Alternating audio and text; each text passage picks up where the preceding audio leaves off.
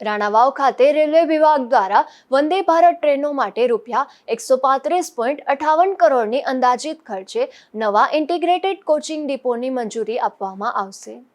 પોરબંદરના રાણાવાવ ખાતે વંદે ભારત ટ્રેનો માટે ઇન્ટિગ્રેટેડ કોચિંગ ડિપોના નિર્માણ માટે ₹135.58 કરોડના અંદાજિત ખર્ચની મંજૂરી આપવામાં આવશે।